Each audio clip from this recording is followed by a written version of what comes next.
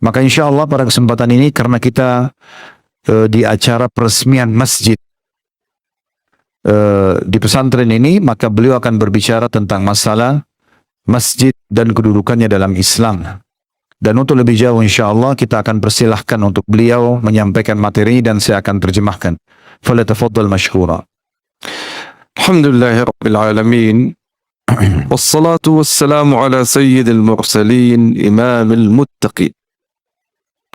سيدنا محمد الهادي الأمين وعلى آله وصحبه أجمعين ومن دعا بدعوته واستنى بسنته واقتفى أثره إلى يوم الدين وبعد.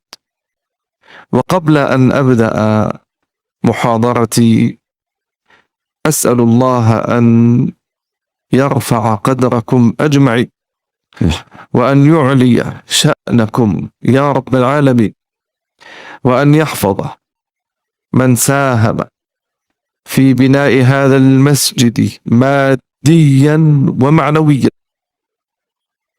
فالكل يساهم، فمن ساهم ماديا له الأجر الكبير، ومن ساهم معنويا في عمارته إنما يعمر مساجد الله من آمن بالله واليوم الآخر. فنسأل الله أن يكتب الأجر لمن سمي هذا المسجد باسمه ولمن بني وكان فيه الخير والبركة، فهذا هو المحور الذي سنتكلم عنه إن شاء الله في مناسبة افتتاح هذا المسجد الذي أسأل الله أن يكون خيرا وبركة يا رب العالمين. Di pembukaan setelah beliau memuji Allah dan membaca salawat kepada Nabi SAW, beliau mengatakan saya ingin menyampaikan di pembukaan ini mendoakan agar semua yang hadir di sini diangkat derajatnya oleh Allah Subhanahu wa Ta'ala, dimuliakan tentunya kehidupannya, serta juga beliau berdoa agar semua yang terlibat dalam pembangunan masjid ini, baik itu secara makna ataupun secara materi, semuanya semoga dijadikan sebagai tambahan di timbangan amal pada hari kiamat nanti dan bermanfaat bagi orang yang sudah dinamakan masjid ini untuk beliau. Tentunya di sini sudah tidak asing buat kita, untuk ayahanda ya, Herman. Dan insya Allah mudah-mudahan diterima amal ini buat beliau, begitu juga dari para kerabat yang sudah menyumbangkan semua yang berhubungan dengan masalah terlaksananya atau terbangunnya masjid ini. Dan juga beliau tadi mengatakan berkisar di masalah masjid inilah yang akan menjadi bahasan kita. Al-masajidu buyutullah, buyutullah fi ardihi جعلها خالصة له وحده. قال سبحانه وأن المساجد لله فلا تدعوا مع الله أحدا وأنه لما قام عبد الله يدعوه كادوا يكونون عليه لبدا. المساجد أحب الأماكن إلى الله وإلى رسول الله صلى الله عليه وسلم وإلى المؤمنين الصالحين.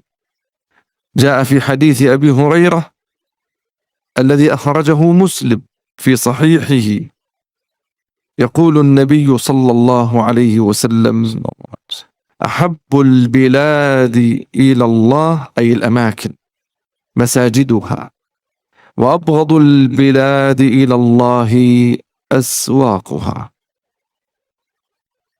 Beliau mengatakan bahwasanya masjid-masjid itu adalah rumah Allah Subhanahu wa Ta'ala, dan Allah telah memerintahkan agar menjadikan masjid itu murni untuknya saja.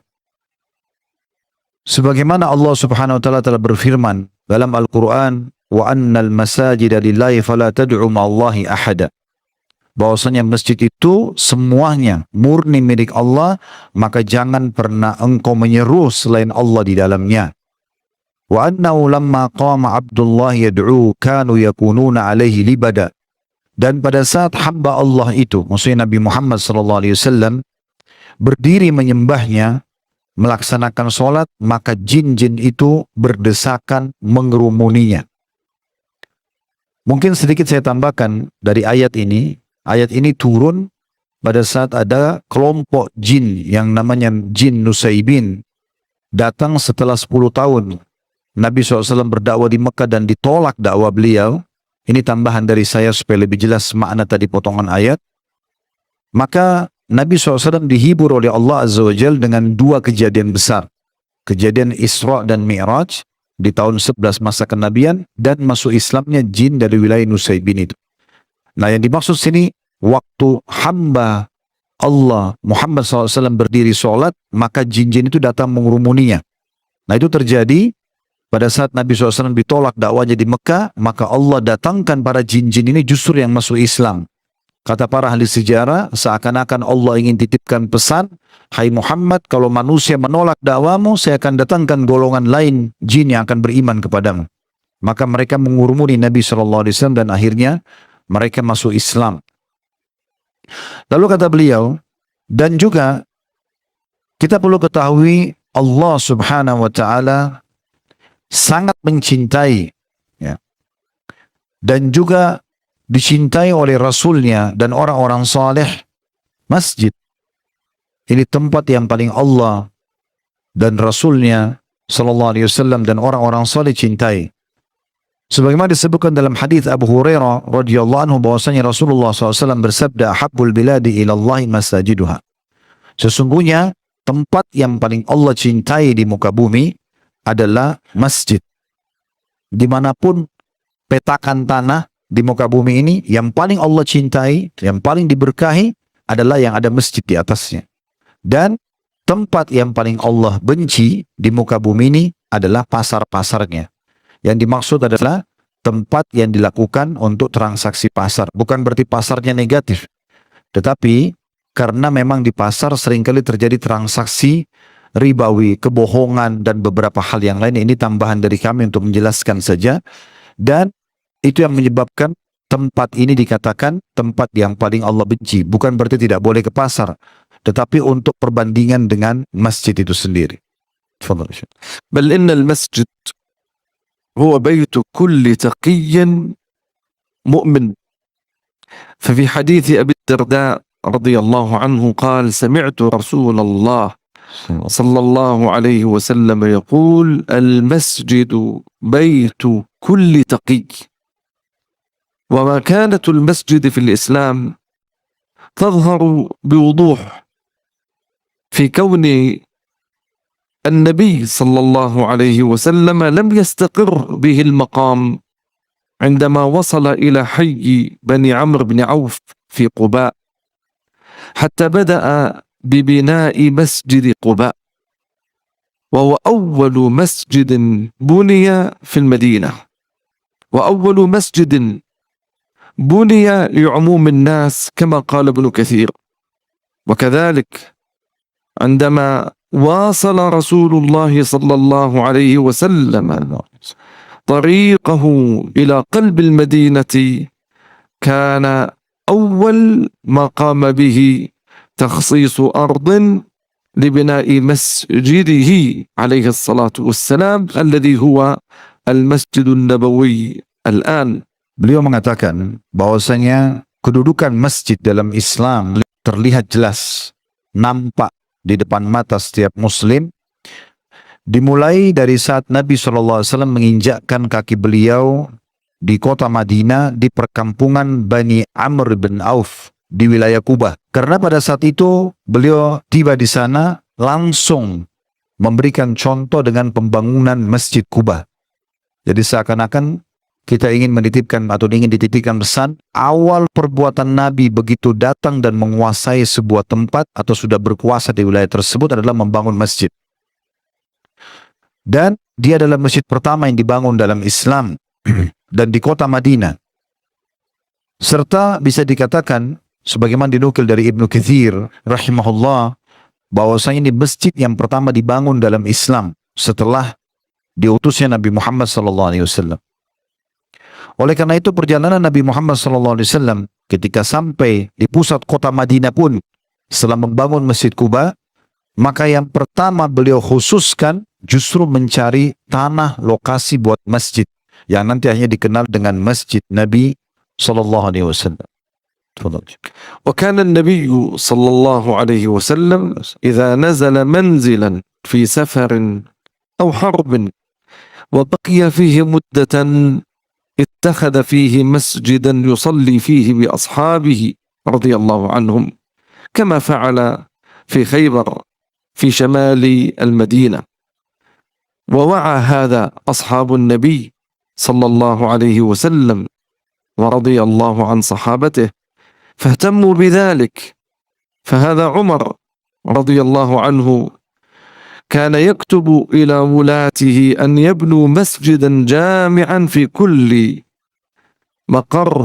مقر الإمارة، ويأمر القبائل والقرى ببناء مساجد جماعة في أماكنهم. عن عثمان بن عطاء قال لما فتح عمر بن الخطاب البلد كتب إلى أبي موسى الأشعري وهو على البصرة يأمره أن يتخذ للجماعة مسجدا، فإذا كان يوم الجمعة ينضموا إلى الجماعة فشهدوا الجمعة، لأنه عندنا مسجد جامع هذا تصلى فيه صلاة الجماعة، وعندنا مسجد حي تصلى فيه الصلوات الخمسة لكن لا تصلى فيه صلاة الجماعة، وعندنا مصلى تصلى فيه بعض الصلوات كمصليات المؤسسات والمراكز ونحو ذلك، فصلاة الجمعة تكون في المساجد العامة. Beliau mengatakan bahwasanya sudah menjadi tradisi Nabi SAW, beliau apabila singgah di sebuah tempat, maka ketika safar atau berperang, maka beliau dan ataupun menetap di sebuah tempat beberapa saat, maka yang beliau lakukan adalah menjadikan tempat tersebut sebagai masjid, tempat untuk sholat. Dan tujuannya adalah untuk melaksanakan sholat berjamaah dengan para sahabat beliau ridwanullahi alaihim, sebagaimana dinukil bahwasanya saat beliau tiba di wilayah utaranya kota Madinah itu Khaybar, maka beliau langsung menjadikan di sana sebuah tempat untuk sholat. Dan juga para sahabat memperhatikan tentang pentingnya sikap Nabi SAW ini, artinya peduli dengan bagaimana begitu tiba di satu lokasi, yang pertama dilakukan adalah pembangunan masjid tempat sholat, hingga para Khulafaur Rasyidin pun sangat menonjol dalam poin seperti ini. Di antaranya tulisan Umar bin Khattab radhiyallahu anhu yang sangat jelas kepada para pemimpin wilayah yang beliau tunjuk, agar setiap ditunjuk sebagai pemimpin, maka yang pertama adalah bagaimana membangun masjid di lokasi tersebut. Kemudian mereka juga memerintahkan para kepala-kepala kabilah dan pimpinan-pimpinan yang ada di desa-desa sekitar untuk mendirikan masjid bergotong royong di setiap daerahnya. Disebutkan dari Uthman bin Atha berkata bahwasanya bila Umar membebaskan suatu daerah, maka beliau menuliskan pesan kepada Abu Musa al-Asy'ari. Kalau beliau pernah, atau Umar bin Khattab pernah membebaskan satu wilayah, lalu beliau menulis surat kepada Abu Musa al-Asy'ari yang kala itu sedang ada di kota Basra, untuk memerintahkan kepada masyarakat membangun masjid. Dan ketika hari Jumat tiba, masyarakat berdatangan dan melaksanakan sholat berjamaah. Dan beliau mengatakan dalam Islam terbagi memang beberapa khas dalam masalah masjid ini. Ada yang dikenal dengan jami', atau kalau kita biasa masjid raya, masjid agung, ya, yang umumnya ini dikerjakan, atau masjid yang besar seperti ini mungkin masuk di dalamnya, yang di dalamnya dikerjakan sholat 5 waktu dan Jumat. Ada juga biasanya diistilahkan dengan masjid, ya, di wilayah kecil. Kalau kita di Indonesia biasa kita bilang musola. Walaupun ini dalam bahasa Arab berbeda, ya. Kalau musola itu berarti lapangan yang luas dipakai untuk sholat. Tapi di Indonesia biasanya kita lebih menggunakan musola tempat sholat kecil atau mungkin surau, ya.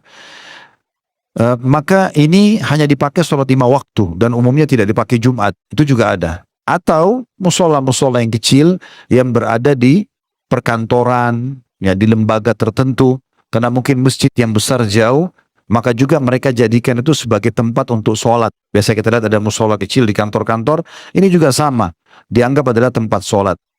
Sebelum Syekh lanjutkan, saya ingin tambahkan poin di sini supaya tidak luput ya, karena bagi saya ini poin penting untuk diingat juga. Nabi SAW pada saat hijrah ke Madinah, beliau mengajarkan kepada kita 3 pondasi dasar negara dan 3 pondasi dasar bagi setiap muslim kalau sudah memiliki kekuasaan di sebuah wilayah. Yang pertama itu membangun masjid tadi yang disinggung oleh Syekh. Makanya beliau begitu tiba di Madinah langsung bangun Masjid Quba. Baru berapa hari pindah ke kota Madinah, dalam jantung kota Madinah bangun Masjid Nabawi. 2 masjid sekaligus. Padahal waktu itu kalau jumlah umat Islam 1 masjid cukup. Tapi beliau membangun 2 masjid. Artinya, di satu wilayah harusnya apalagi mayoritas muslim ada masjid. Dan itu sangat baik. Di Indonesia sudah ada, di kota-kota besar ada Masjid Agung, Masjid Raya, apalah namanya ya. Itu sangat baik. Yang kedua, dan ini juga mungkin penting kalau di lembaga-lembaga ya, Anda punya kantor, segala macam, usahakan tetap ada musolahnya. Ya, supaya umat Islam yang kerja situ bisa sholat 5 waktu. Walaupun tidak bisa dikerjakan Jumat di situ. Kemudian yang kedua, beliau saudarakan antara pendatang, muhajirin dan juga orang-orang ansar. Karena ini penting sekali, sehingga tidak ada lagi istilah dalam Islam, ini pribumi, ini pendatang. Bagi mereka adalah mi Islam. Makanya Nabi SAW mendidik orang-orang Ansar di Madinah untuk merangkul para muhajirin, bahkan mereka dikatakan wa yu'thiruna ala anfusihim walau kana bihim khasasa. Mereka memaksakan diri mereka untuk membantu dan menyambut saudaranya yang pendatang dari Mekah ini, walaupun mereka harus merugikan atau mendahulukan orang saudara-saudaranya daripada diri mereka sendiri. Dan yang ketiga adalah muahadah atau kesepakatan damai dengan orang-orang non-muslim untuk tidak saling mengganggu saudaranya dan sama-sama membela kota Madinah. Ini kurang lebih pondasinya. Tapi yang pertama adalah masalah masjid. تفضل شيخ. واهتم ديننا بالمساجد أيما اهتمام، وجاءت بذلك الآيات، وجاءت بذلك الأحاديث المتواترة التي حثت على بناء المساجد والعناية بها، وبيان فضل الصلاة فيها، ومراعاة الآداب أخلاق الخاصة بها. من مظاهر اهتمام الإسلام بالمسجد أولا الحث على بناء المساجد وعمارتها. حثنا الإسلام الحنيف على بناء المساجد، وهذا نموذج نسأل الله أن يبارك في هذا المسجد وفي أهله، وجعل ذلك سبيلا إلى الجنة وإلى الفوز بمرضاة الله. فعن علي بن أبي طالب رضي الله عنه قال رسول الله صلى الله عليه وسلم: من بنى لله مسجدا من ماله بنى الله له بيتا في الجنة. وعن أنس رضي الله عنه عن النبي صلى الله عليه وسلم قال: من بنى لله مسجدا صغيرا كان أو كبيرا بنى الله له بيتا في الجنة. وفي حديث ابن عباس يقول النبي صلى الله عليه وسلم: من بنى لله مسجدا ولو كمفحص قطاه عش طائر لبيضها بنى الله له بيتا في الجنة. Jadi beliau mengatakan bahwasanya sungguh amat besar peduli dan perhatian Islam dalam masalah masjid, dan itu berlaku bagi semua muslim dimanapun mereka berada. Jadi perintah ini bukan hanya untuk awal-awal Islam di kota Madinah, tapi semua muslim di muka bumi ini mereka harus peduli dengan masalah masjid. Dan telah banyak dalil yang menunjukkan itu dari ayat-ayat Al-Quran, dari hadis-hadis Nabi SAW yang memotivasi untuk membangun, memberikan perhatian khusus, ya, keutamaan sholat di dalamnya, memperhatikan adab dan akhlak-akhlak yang berhubungan dengan masalah masjid tersebut. Dan dalam atau di antara bentuk perhatian Islam terhadap masjid bisa disebutkan dalam beberapa poin berikut ini. Yang pertama adalah beliau menitik beratkan tentang masalah adanya anjuran untuk membangun masjid atau al-hathu ala bina'il masajid wa imaratuha. Motivasi atau adanya dorongan yang sangat kuat dalam Islam untuk membangun masjid dan juga memakmurkannya, menghidupkan suasananya, merawatnya dan segala macam. Dan sungguh ajaran Islam sangat menganjurkan untuk itu dan menjanjikan siapapun yang melakukan itu akan mendapatkan jalan dan tiket menuju ke surga. Sebagaimana dan juga mendapatkan ridho Allah Azza wa Jalla. Sebagaimana dalam riwayat Ali bin Abi Thalib radhiyallahu anhu, bahwasanya Rasulullah SAW bersabda, barang siapa yang membangun masjid dari hartanya sendiri, pribadi, maka Allah akan membangunkan baginya istana di surga. Sebagaimana hadis riwayat Ibnu Majah. Dan dari hadis Anas bin Malik radhiyallahu anhu, bahwasanya Nabi SAW bersabda, siapa yang membangun masjid ya untuk Allah atau karena Allah, kecil ataupun besar, ya, saghiran kana am kabir atau kabir, kecil atau besar, maka banallahu lahu baitan fil jannah, Allah pun akan bangunkan baginya istana di surga.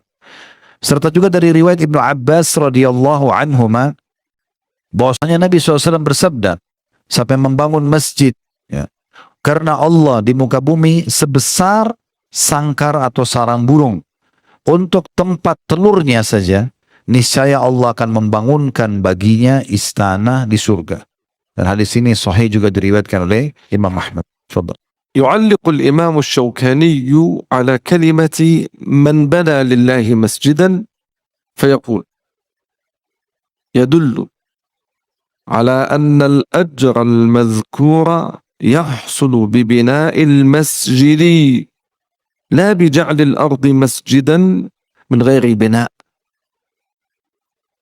فيدخل كما ذكرنا لا يكفي في ذلك تحويطه من غير حصول مسمى البناء. ثم نرى أن الإسلام حثنا على بناء المساجد، وكذلك حثنا على عمارتها، وجعل ذلك علامة من علامات الإيمان. يقول تعالى: إنما يعمر مساجد الله من آمن بالله واليوم الآخر وأقام الصلاة وآتى الزكاة ولم يخش إلا الله فعسى أولئك أن يكونوا من المهتدين.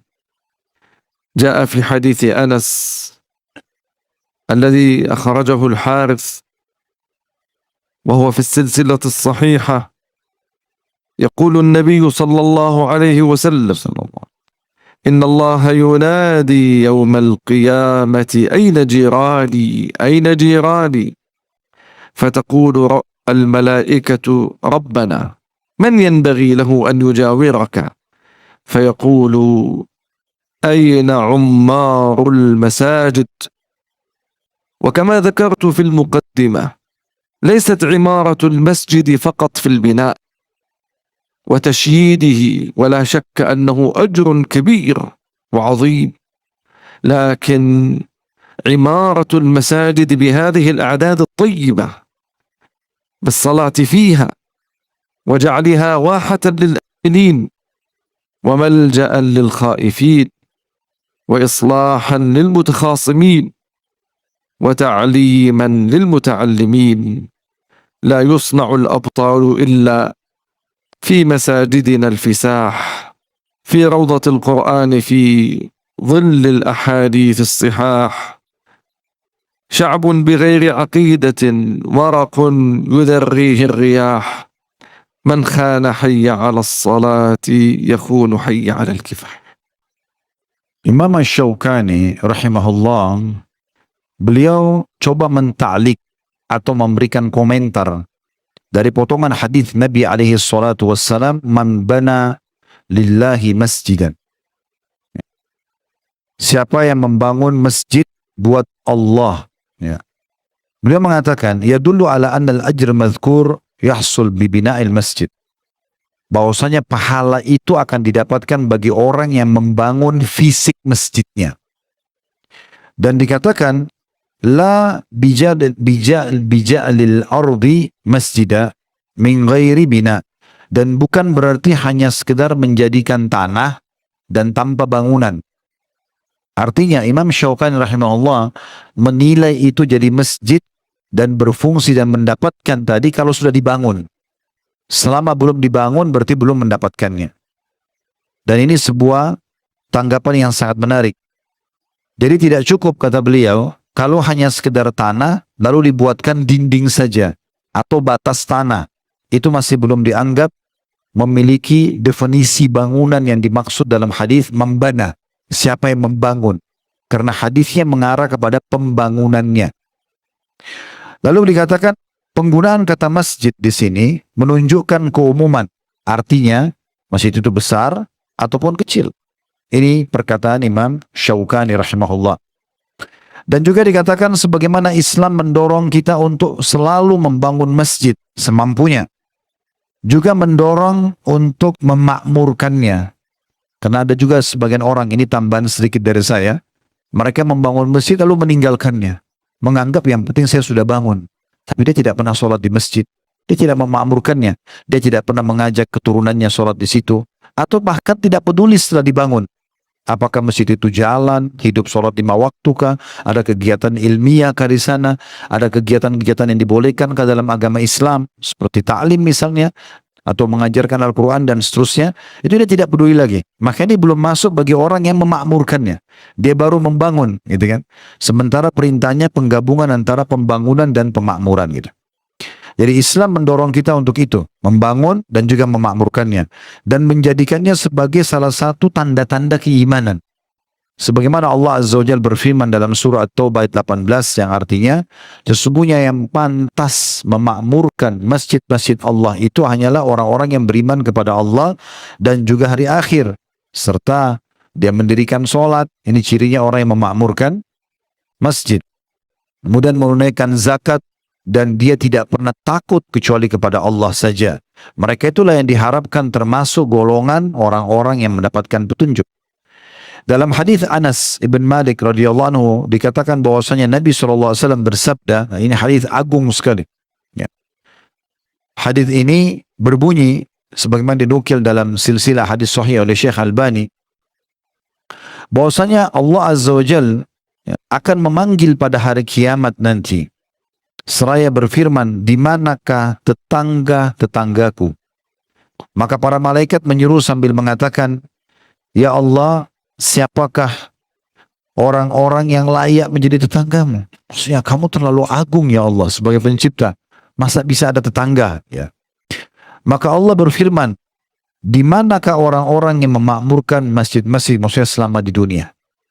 Ini diriwayatkan oleh ya, Syekh Albani dalam silsilah hadis sahih. Artinya Allah Azza wa Jalla menganggap orang-orang yang mengurus masjid itu adalah tetangga-tetangga Allah Subhanahu wa taala. Memakmurkan masjid bukan hanya dengan membangunnya dan mendirikan strukturnya saja, tapi juga melaksanakan sholat di dalamnya, mengajak orang lain sholat, menjadikannya tempat yang aman bagi mereka yang membutuhkan, kemudian juga tempat berlindung bagi orang yang ketakutan, tempat untuk memperbaiki perselisihan yang terjadi di tengah-tengah umat, dan tempat mengajarkan ilmu untuk para penuntut ilmu. Dan dikatakan oleh seorang penyair, para kesatria tidak dilahirkan kecuali di masjid-masjid yang lapang, atau di masjid-masjid kita yang lapang, di taman Al-Quran, di bawah naungan hadis-hadis yang sahih. Suatu bangsa tanpa akidah adalah seperti daun yang diterbangkan oleh angin. Barang siapa yang mengkhianati seruan hayya 'alas shalah, ayo menuju mengerjakan sholat, dia dengar tapi dia tidak jawab, maka pasti akan mengkhianati juga seruan hayya 'alal kifah, atau ayo menuju kepada perjuangan. Kalau hayya 'alas shalah saja dia nggak mau kerjakan, maka bagaimana kalau nanti dipanggil untuk berjihad atau berperang? ومن مظاهر اهتمام الإسلام بالمسجد الحث على الذهاب إلى المساجد والصلاة فيها.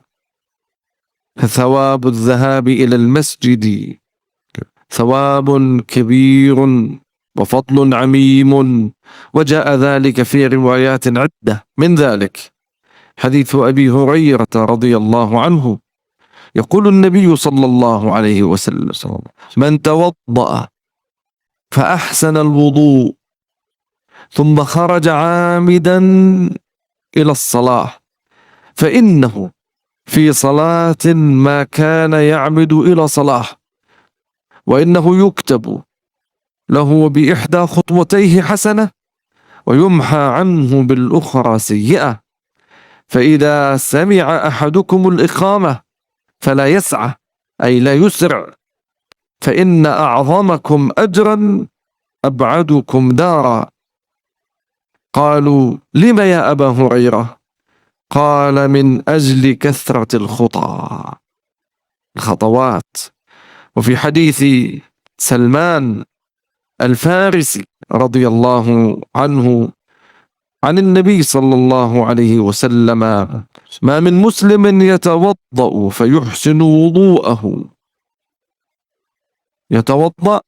فيحسن وضوءه إلا كان زائر الله عز وجل، وحق على المزور أن يكرم زائره.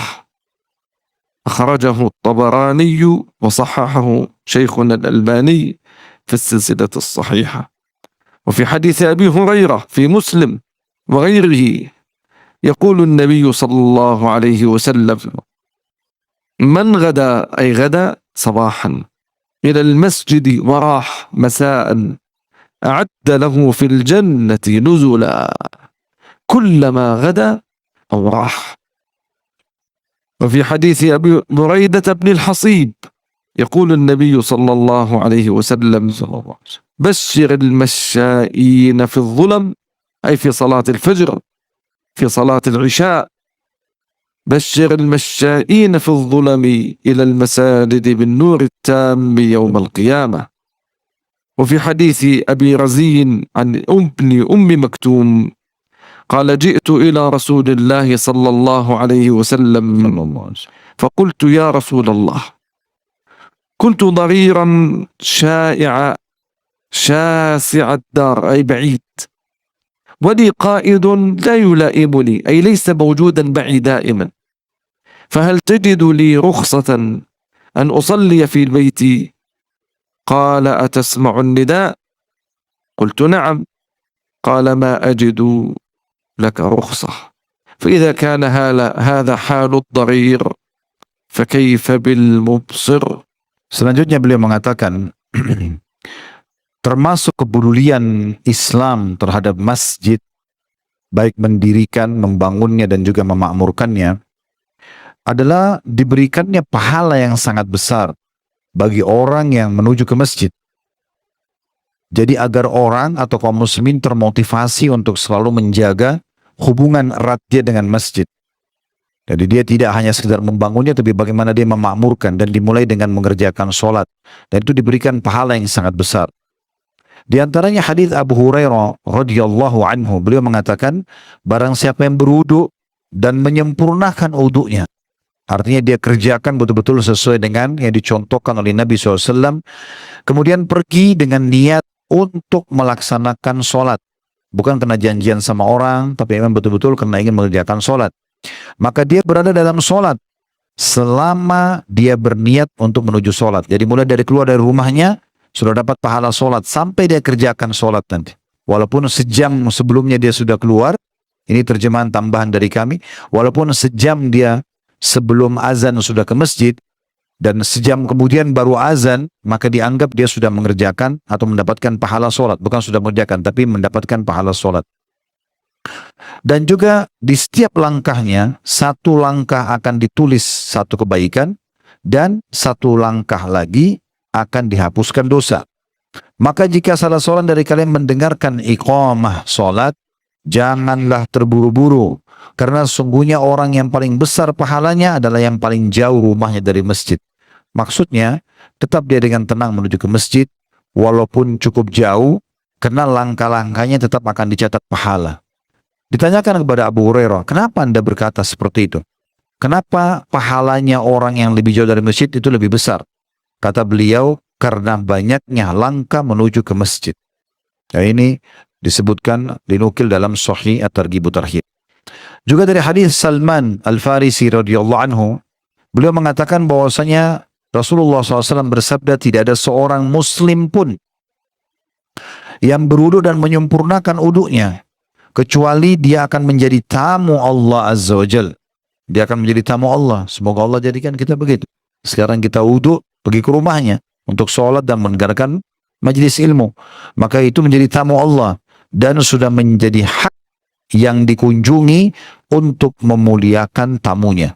Maksudnya Allah Azza wa Jal pasti akan memuliakan orang-orang yang menjadi tamu di rumahnya. Sebagaimana hadis disebutkan oleh Tabarani dan disahihkan oleh Syekh Albani. Juga dari hadis Abu Hurairah radhiyallahu anhu, barang siapa yang berangkat pagi hari atau sore hari ke masjid, maka Allah akan mempersiapkan baginya istana di surga. Setiap kali dia pergi dan setiap kali dia pulang. Atau setiap kali dia pergi, pagi ataupun sore. Hadis ini diriwayatkan oleh Bukhari dan juga Muslim. Dan juga dari hadis Buraidah radhiyallahu anhu, bahwasanya Nabi SAW bersabda, beritakanlah, sampaikan berita gembira kepada orang-orang yang berjalan dalam kegelapan menuju ke masjid.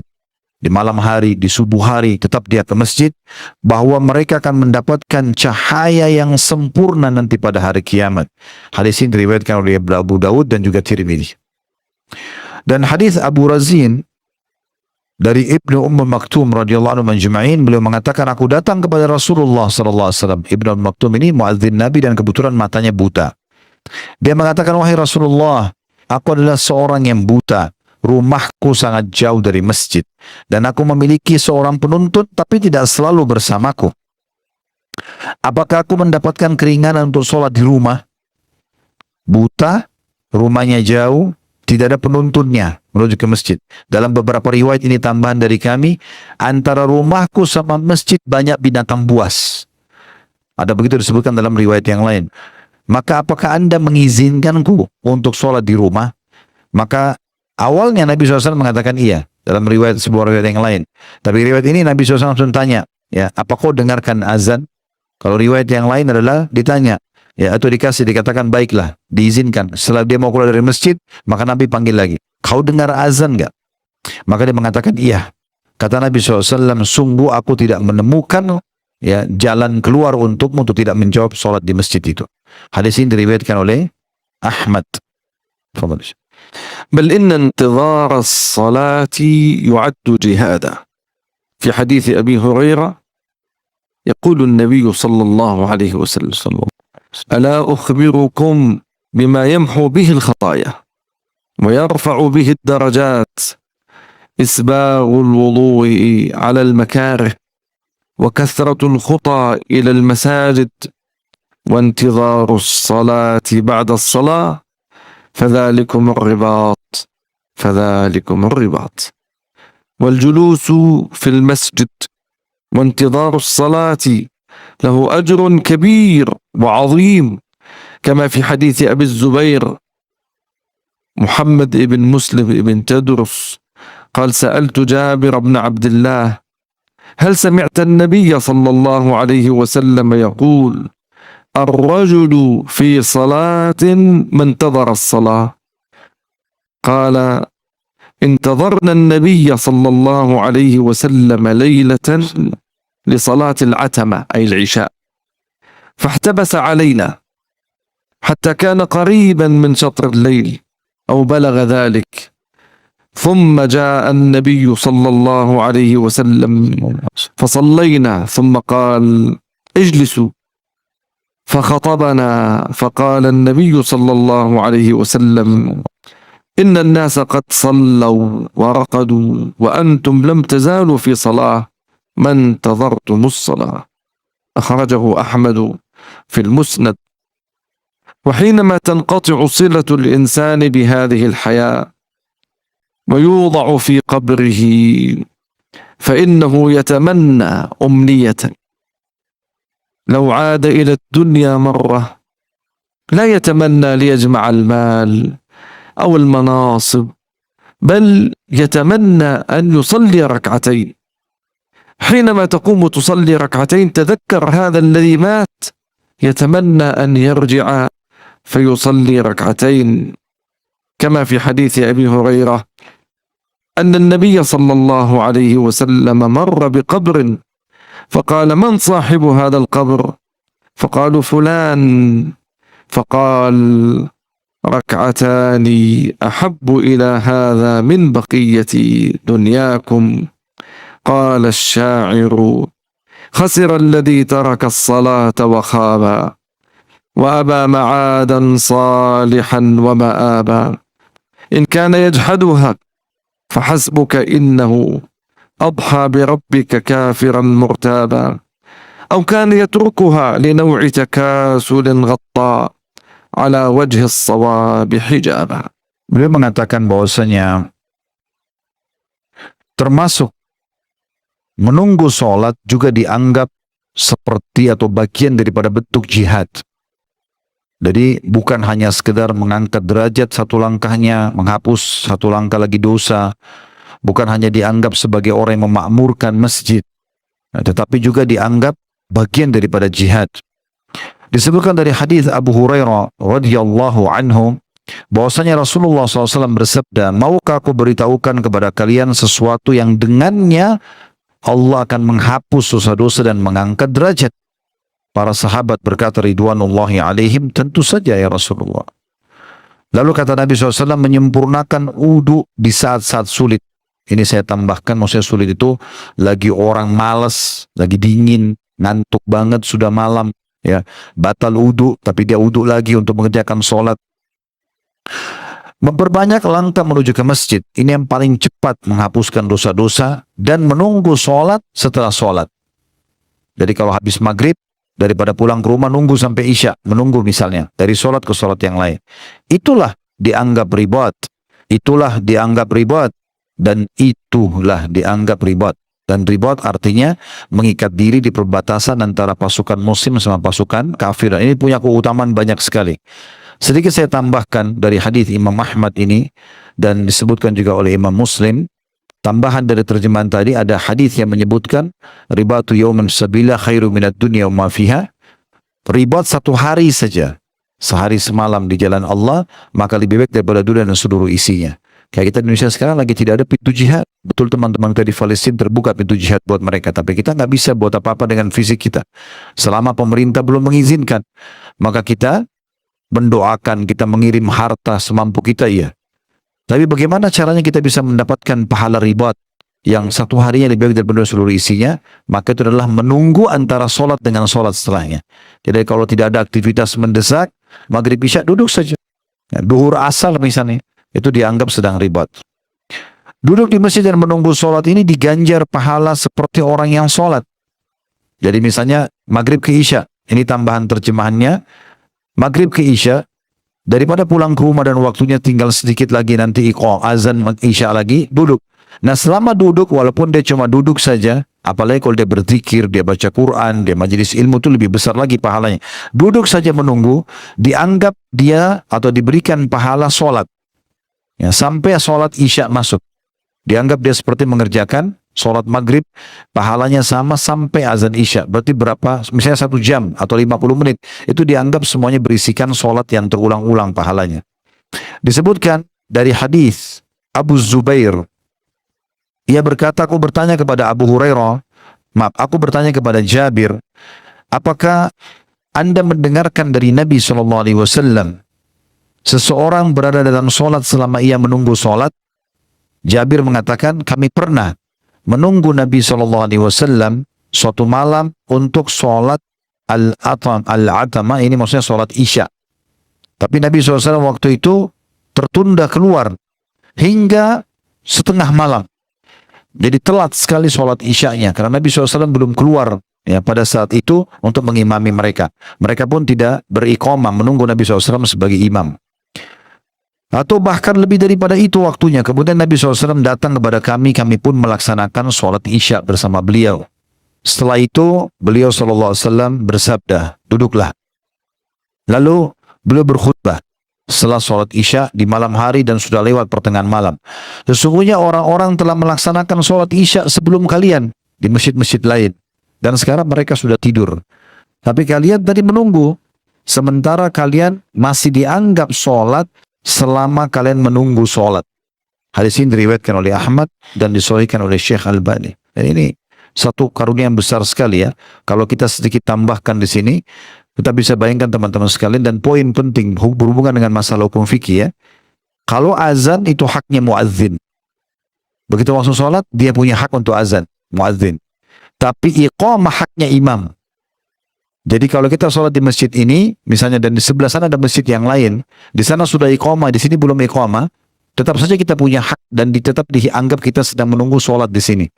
Ya, makanya Nabi SAW membahasakan orang-orang lain sudah sholat isya di tempat lain, sudah tidur sekarang, kalian menunggu. Tapi menunggunya kalian di sini karena ada imamnya di masjid ini, maka dianggap kalian sedang sholat dari awal, dari menunggu sampai diiqamahkan sholat ini. Dan ketika seseorang meninggal dunia dan dikuburkan, ia akan berharap bisa kembali ke dunia, bukan untuk mengumpulkan harta lagi atau mendapatkan jabatan, melainkan untuk melaksanakan 2 rakaat sholat saja. Tambahan terjemahan adalah, kalau ada orang meninggal dikasih pilihan untuk hidup, maka mereka akan pilih untuk sholat 2 rakaat. Sebabnya dinukil dari hadits Abu Hurairah radhiyallahu anhu bahwasanya Rasulullah sallallahu alaihi wasallam pernah melewati sebuah kuburan dan beliau bertanya sambil berkata, siapa penghuni kuburan ini? Maka mereka menjawab, si fulan. Kata Nabi SAW, 2 rakaat. Ya, di sini tidak harus wajib. Sunnah pun lebih dicintai oleh penghuni kuburan ini daripada seluruh dunia ya, yang ada di sisi kalian, atau seluruh isi dunia kalian ini. Maksudnya kalau orang ini hidup, maka dia tidak mau lagi untuk mencari makanan kesukaannya. Ini tambahan terjemahannya, tanda kutip ya. Tidak mau lagi untuk kumpul dengan keluarganya. Dia cuma berharap kalau hidup dikasih waktu 2 menit, 3 menit untuk mengerjakan sholat. 2 rakaat lebih dia cintai daripada dunia ini semuanya. Sebagaimana disebutkan atau diriwayatkan oleh At-Tabarani dan juga dikatakan sahih oleh Syekh Albani. Seorang penyair mengatakan, merugilah orang yang meninggalkan sholat dan celakalah ia, dan yang menolak kembali kepada jalan yang benar dan tempat kembalinya. Jika dia mengingkarinya, cukup bagimu bahwa dia telah menjadi kafir dan ragu-ragu terhadap Tuhanmu, maksudnya memungkiri sholat itu sendiri. Atau jika dia meninggalkannya karena malas, maka itu akan menutupi kebenaran dengan tirai. بل إن المكان الذي كان يصلي فيه المسلم ويعمره ليبكي عليه ويشهد له يوم القيامة، فالمسجد يكون له شاهدا في حديث أبي هريرة المشهور المتفق عليه: 7 يظلهم الله في ظله يوم لا ظل إلا ظله، ومنهم رجل قلبه معلق في المساجد. وخرج عمر يوما إلى حائط إلى بستان، فرجع وقد صلى الناس العصر، فقال عمر: إنا لله وإنا إليه راجعون، فاتتني صلاة العصر في الجماعة، أشهدكم أن بستاني أن حائطي على المساكين صدقة ليكون كفارة لما صنع عمر. فكم من البساتين وكم من الدور الهدى عن صلاة الجماعة. أنا إمام مسجد منذ 30 سنة ولا زلت. أحد جيراني ما دخل المسجد قط، وبين أن يدخل المسجد وبين فقط أن يقطع الشارع، ومات الرجل وعمره في 80 ما دخل المسجد إلا محمولا على الأكتاف. سبحان. هذا عندنا، فنسأل الله السلامة والمعافاة. فكيف سيلاقي وجه ربه غدا؟ وكيف يكون حاله وقد قصر تقصيرا عجيبا؟ ولا حول ولا قوة إلا بالله. وذكر عن التابعي الجليل سعيد بن المسيب رحمه الله سيد التابعين أنه ما فاتته تكبيرة الإحرام نحو 40 عاما. كان يصلي في الصف الأول في مسجد رسول الله صلى الله عليه وسلم. وقال وكيع رحمه الله: كان الأعمش قريبا من 70 سنة، 70 سنة لم تفته التكبيرة الأولى، واختلفنا إليه قريبا من 70 فما رأيته يقضي ركعة. وكان الربيع بن خثيم قد سقط شقه بسبب الفالج أي الشلل، فكان يخرج إلى الصلاة يتوكأ على رجلين، يقال له: يا أبا محمد، قد رخص لك أن تصلي في بيتك، أنت معذور. فيقول هو كما تقولون، ولكن أسمع المؤذن يقول: حي على الصلاة، حي على الفلاح. فمن استطاع أن يجيبه ولو زحفا أو حبوا فليفعل. وقال حاتم الأصم: فاتتني مرة صلاة الجماعة فعزاني أبو إسحاق البخاري وحده، ولو مات لي ولد لعزاني أكثر من 10,000 إنسان، لأن مصيبة الدين عند الناس أهون من مصيبة الدنيا. Bahkan tempat di mana seorang muslim bersujud kepada Rabb-nya sungguh tempat yang ditangisi setelah kematiannya. Masjid akan menangis atas orang-orang yang hatinya terpaut padanya. Jadi kalau kita sering terikat dengan masjid, lalu kita meninggal dunia, masjid itu akan menangisi kematian kita, walaupun kita tidak mendengarkannya. Disebutkan dalam hadits Abu Hurairah radhiyallahu anhu bahwasanya Nabi SAW bersabda, ada 7 golongan yang Allah akan naungi di bawah naungannya, kecuali tidak ada naungan kecuali naungannya. Salah satunya adalah seseorang yang hatinya terpaut dengan masjid, sebagaimana disebutkan dalam hadis Bukhari dan juga Muslim.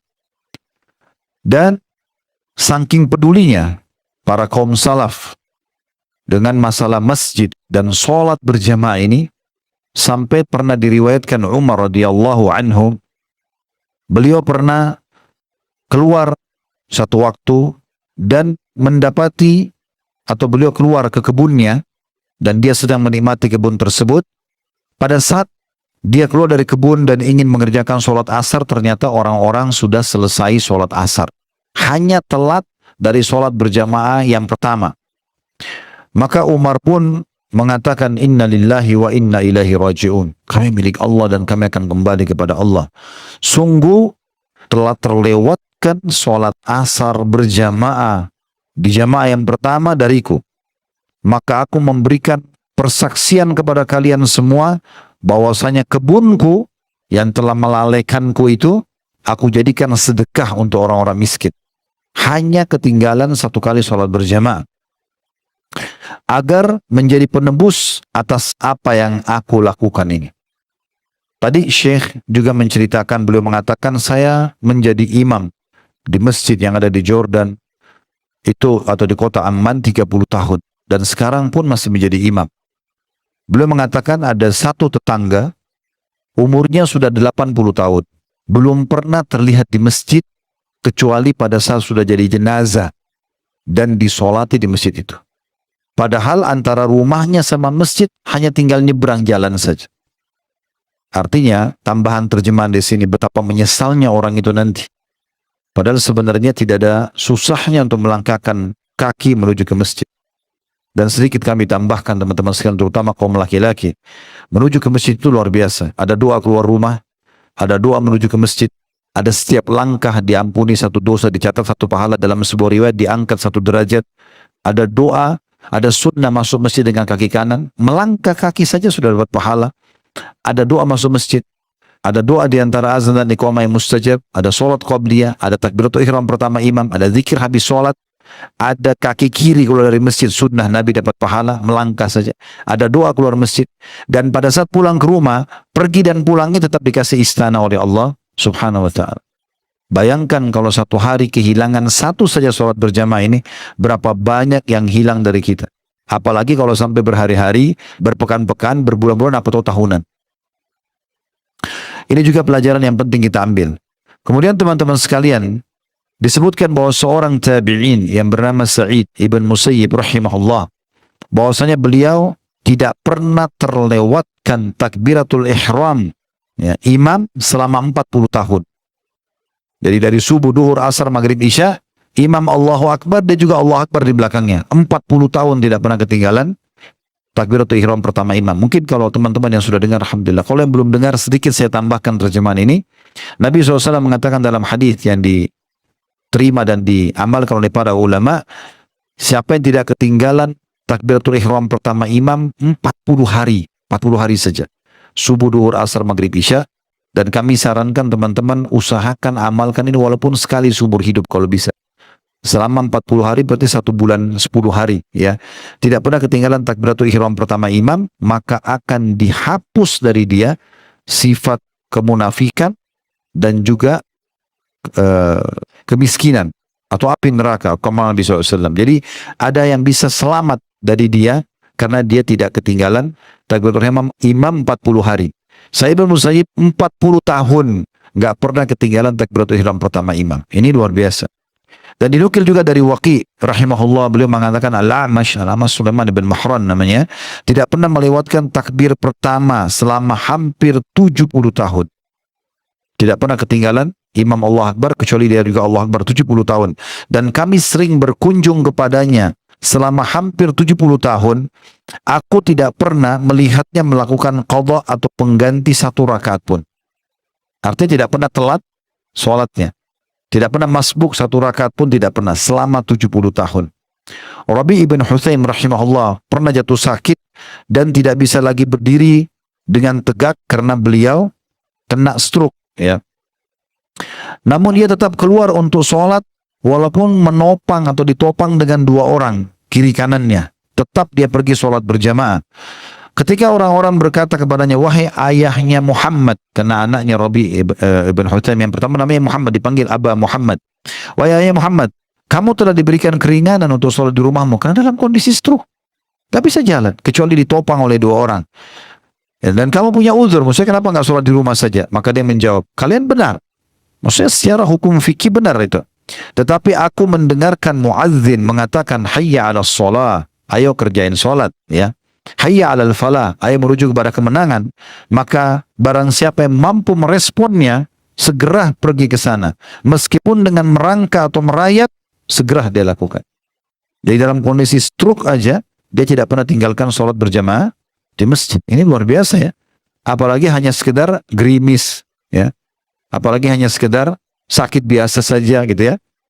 Saya tambahkan dalam terjemahan ini karena saya pernah lihat sebagian ikhwah kita di Jakarta, gerimis saja sudah nggak ke masjid. Kenapa? Saya tanya kenapa? Hujan, Ustaz. Bukan hujan deras, ya.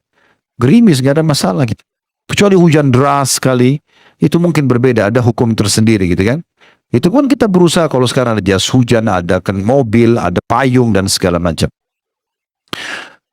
Hatim al-Asam rahimahullah mengatakan, aku pernah melakukan atau melewatkan sholat berjamaah sekali. Aku pernah melewatkan sholat berjamaah sekali. Kemudian Abu Ishaq al-Bukhari menghiburku.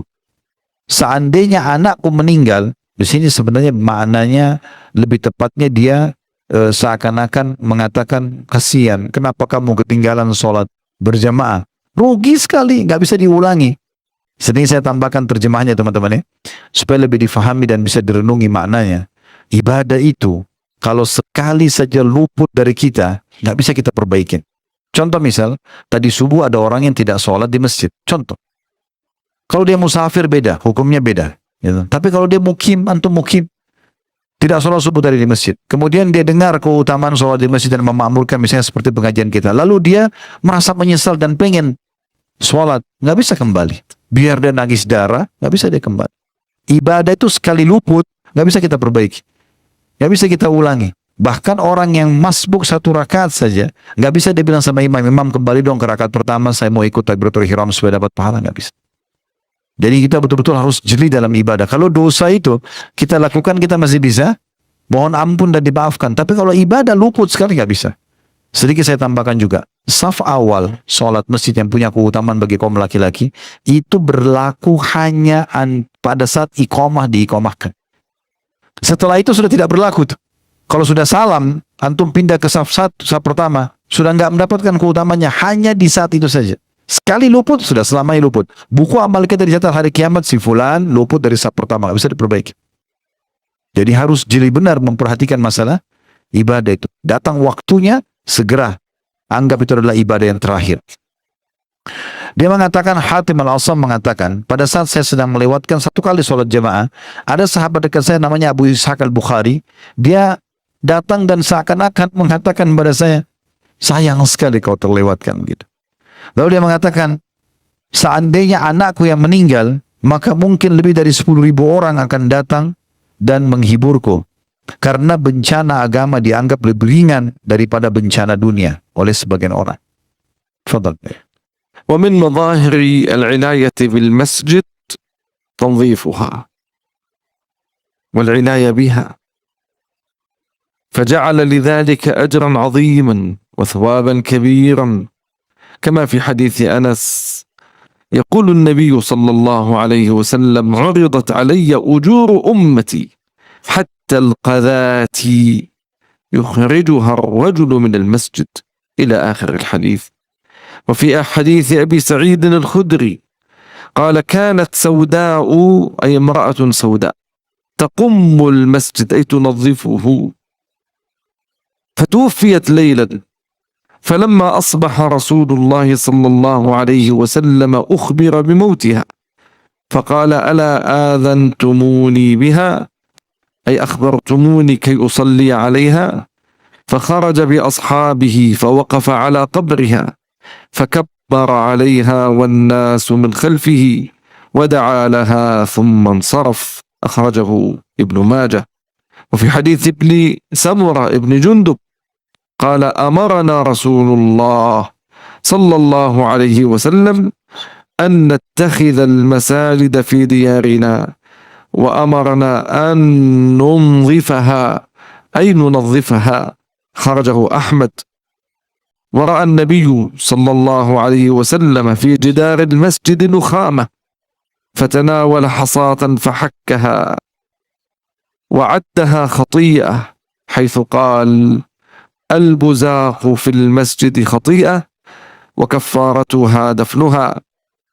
وفي حديث أبي ذر يقول النبي صلى الله عليه وسلم: عرضت علي أعمال أمتي حسنها وسيئها، فوجدت من محاسن أعمالها الأذى يماط عن الطريق، ووجدت في مساوي أعمالها النخامة أو النخاعة تكون في المسجد لا تدفن، أخرجه أحمد ومسلم.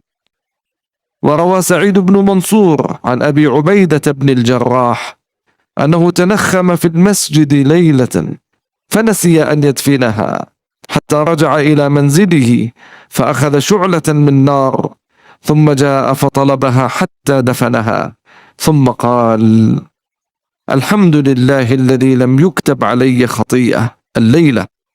قال: فدل على أن الخطيئة تختص بمن تركها، وعلة النهي ترشد إليه، وهي تأذي المؤمن بها، كما قال شيخنا الألباني.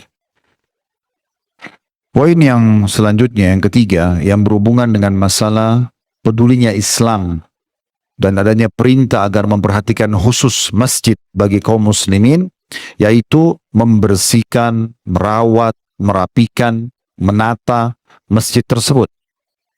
Islam sangat menganjurkan kebersihan dan menjaga keindahan masjid, penataannya, dan ini tanggung jawab semua individu.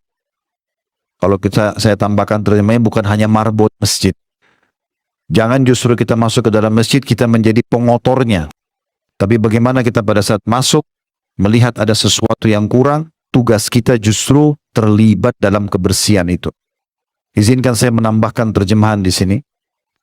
Saya kadang-kadang berbagi di pengajian, teman-teman sekalian. Anak Azid Alishu. Anak Azid Alishu. Jadi kadang-kadang ada orang di antara kita diberikan kesempatan oleh Allah Azza wa Jal mampir ke sebuah masjid. Anggap masjid itu bangunannya sudah royok, sudah kotor, sudah mau rubuh. Karpetnya mungkin kotor, panas, tidak ada kipas angin, mungkin kamar mandi, toilet, tempat duduknya banyak yang kotor, bau dan segala macam. Umumnya orang kalau mampir di situ, maka dia tidak menangkap pesan secara keimanan. Dia malah menghina masjid tersebut dengan mengatakan masjidnya kotor, masjidnya bau. Coba teman-teman bayangkan kalau ada orang mampir ke rumah kita dan rumah kita sedikit berantakan lalu ada yang ucapin ini, marah nggak kira-kira? Ini tambahan terjemahan bukan dari Syekh, saya cuma berbagi saja. Tentu kita akan marah. Harusnya dia tangkap pesan imannya di situ. Apa itu? Mumpung Allah sampaikan di situ dan dia temukan rumah Allah itu ternyata punya kekurangan tanda kutip di sini, maka dia terlibat. Kesempatan. Justru dia bersihkan, dia belikan AC, dia pasangin karpet.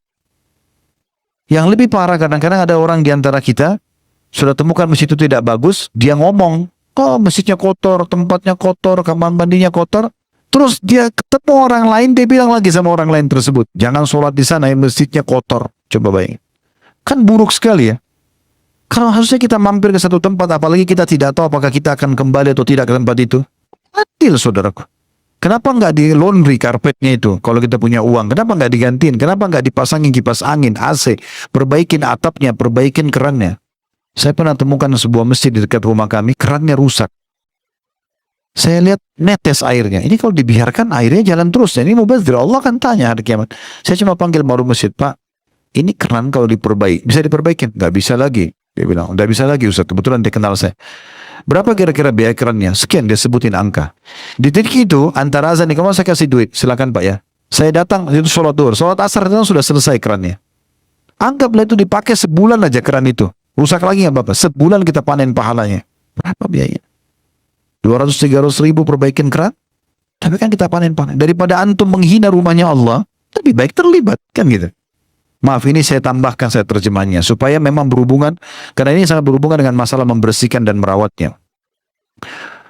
Dikatakan dalam sebuah hadis Anas radhiyallahu anhu berhubungan dengan masalah ini, Rasulullah SAW bersabda, pahala umatku diperlihatkan kepadaku, termasuk ketika seseorang mengeluarkan kotoran dari masjid.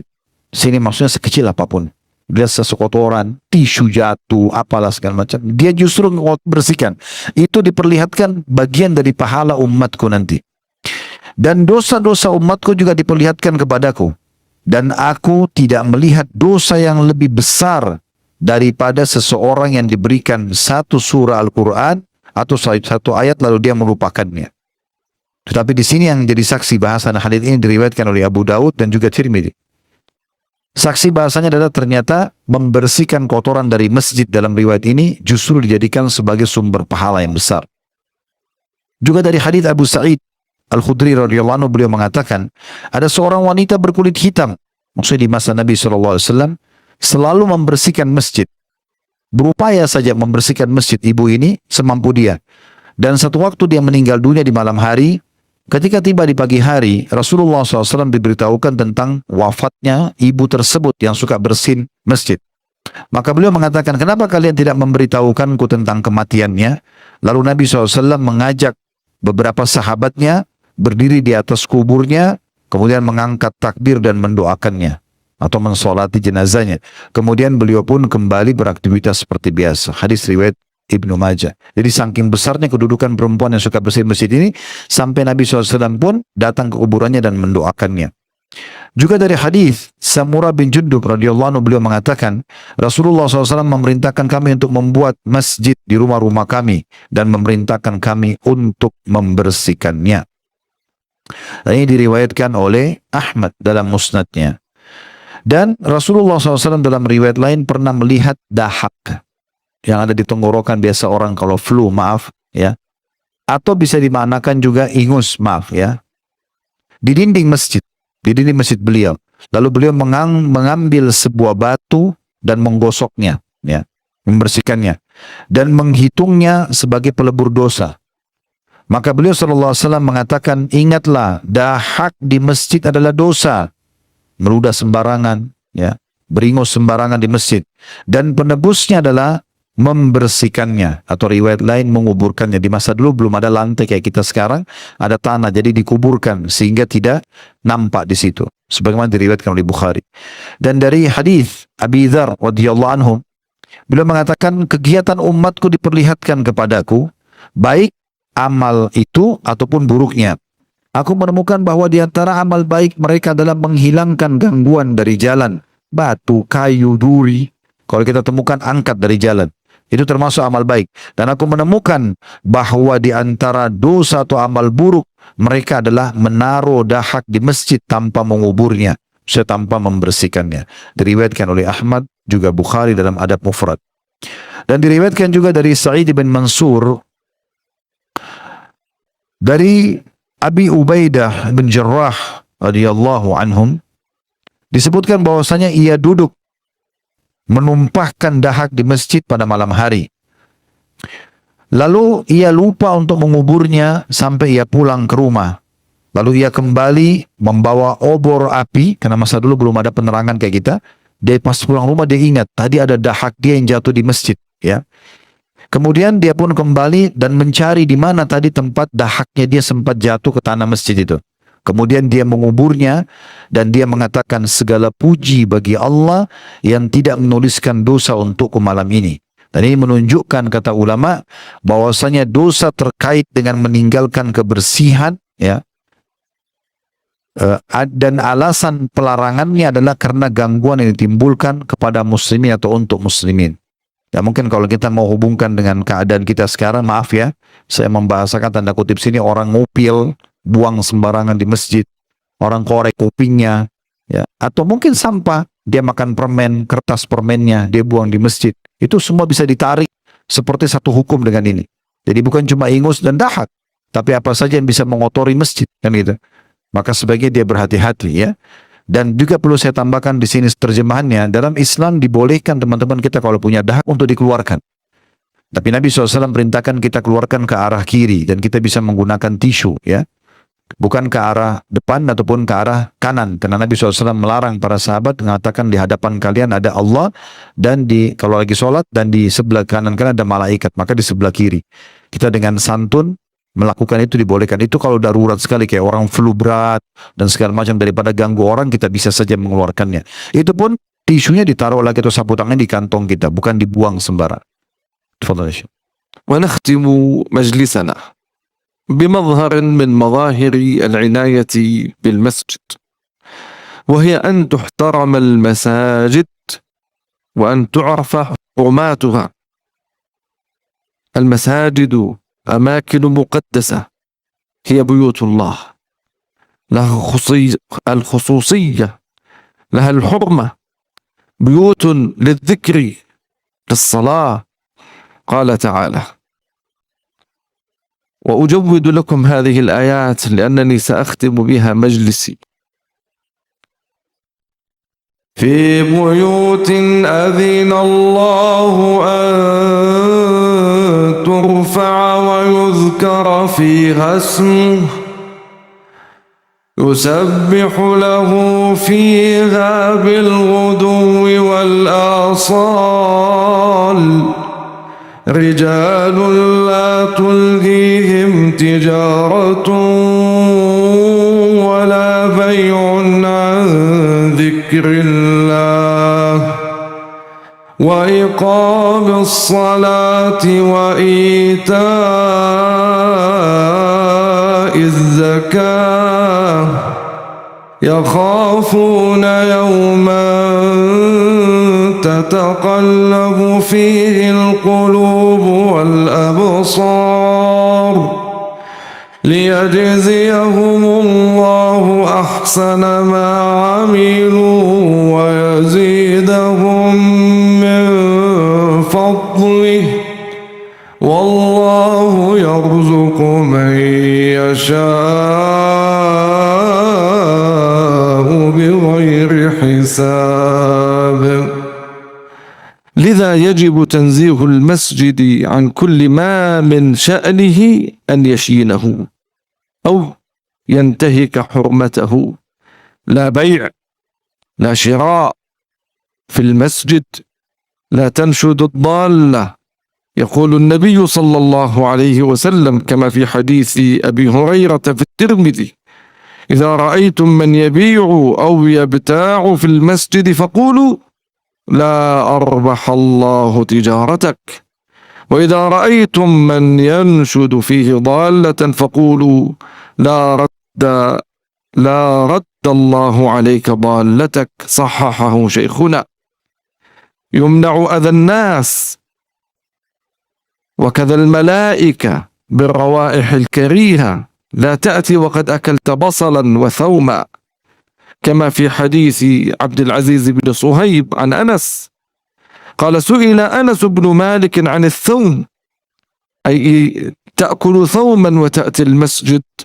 فقال رسول الله صلى الله عليه وسلم: من أكل من هذه الشجرة شيئا فلا يقربن أو لا يصلين معنا. وفي رواية قيل لأنس: ما سمعت النبي صلى الله عليه وسلم في الثوم؟ فقال: من أكل فلا يقربن مسجدنا. نختم بهذا مجلسنا، نصلي على نبينا محمد صلى الله عليه وسلم.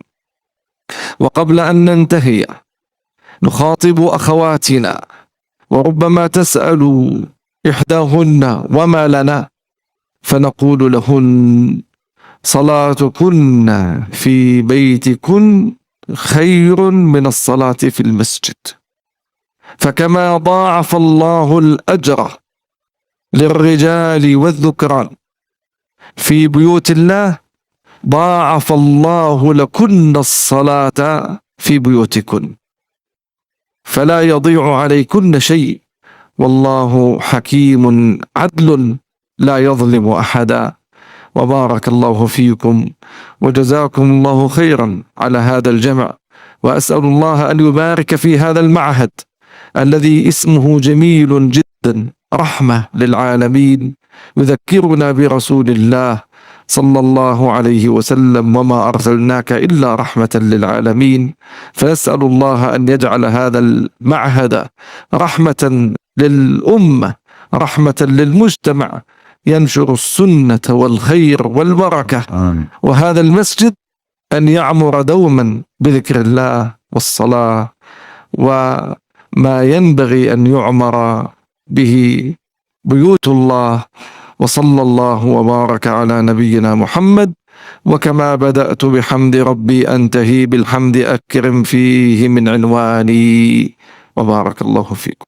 Poin yang terakhir, yang keempat, yang perlu diperhatikan dan bagaimana kepedulian Islam dan perhatian Islam terhadap masjid, yaitu bagaimana adanya anjuran memuliakan masjid itu sendiri dan juga mendalami dan mengetahui tentang kemuliaannya. Semua masjid adalah tempat yang suci dan memiliki keistimewaan serta kemuliaan di dalam Islam. Allah Subhanahu wa Ta'ala telah berfirman, cahaya itu ada di rumah-rumah Allah yang telah Allah perintahkan untuk dimuliakan, dan juga disebut di dalamnya nama Allah. Di dalamnya senantiasa bertasbih kepadanya di pagi hari dan juga sore atau petang. Orang-orang yang tidak dilalaikan oleh perniagaan dan jual beli dari mengingat Allah, melaksanakan sholat, menunaikan zakat. Mereka takut kepada hari ketika hati dan penglihatan menjadi guncang, maksudnya pada hari kiamat. Mereka melakukan itu agar Allah memberikan balasan kepada mereka dengan yang lebih baik daripada apa yang telah mereka kerjakan, dan agar Dia Allah menambah karunia-Nya kepada mereka. Allah menganugerahkan rezeki kepada siapa saja yang Dia kehendaki tanpa batas. Oleh karena itu, masjid harus dijaga dari segala hal-hal yang dapat merusak atau melanggar kehormatannya dan kesuciannya.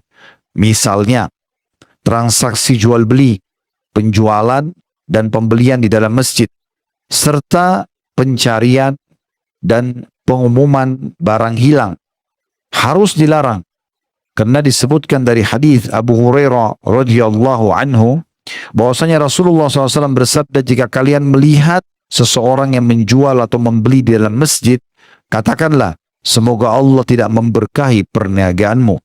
Jika kalian melihat seseorang yang mencari barang hilang dalam masjid atau mengiklankannya, katakanlah, semoga Allah tidak mengembalikan barang hilangmu. Hadis ini diriwayatkan oleh Tirmidzi dan dinyatakan sahih. Beliau mengatakan oleh Syekh kami, maksudnya Syekh Albani. Selain itu juga dilarang mengganggu orang lain dan malaikat dengan bau yang tidak sedap. Saya sedikit tambahkan sini, bau badan yang tidak sedap, bau mulut yang tidak sedap. Kalau Syekh tadi fokus menyampaikan hadis dari Abdul Aziz bin Suhaib radhiyallahu anhu, beliau mengatakan bahwasanya Anas bin Malik radhiyallahu anhu ditanyakan tentang bawang putih. Maka ia berkata, Rasulullah SAW bersabda, barang siapa yang makan dari tanaman ini, maksudnya bawang putih, maka janganlah ia mendekat atau jangan ia sholat bersama kami. Makna hadisnya, sampai dia membersihkan bau itu. Karena orang kalau makan mentah, tidak dimasak, ini tambahan terjemahan, maka biasa mengeluarkan bau yang tidak sedap, tidak semua orang menyukainya. Dan jangan mendekati juga ke masjid kami. Dalam riwayat lain, riwayat Anas radhiyallahu anhu, barang siapa yang makan atau bawang putih ini, maka janganlah ia mendekat ke masjid kami. Hadis riwayat Ahmad dan juga Bukhari. Tentu di sini saya tambahkan sebagai penutup, karena tadi beliau tutup dengan ini, ulama membahas panjang lebar gitu ya. Nah, kira-kira seperti apa yang dimaksud? Yang pernah kami dapatkan adalah memakannya dalam kondisi mentah. Tetapi kalau betul-betul sudah dihilangkan baunya, dimasak sampai betul-betul matang dan tidak mengeluarkan bau, maka mungkin tidak masuk dalam larangan hal ini. Tapi sebenarnya yang ditiberatkan adalah bagaimana jangan sampai kita datang ke masjid dan membawa bau yang tidak sedap.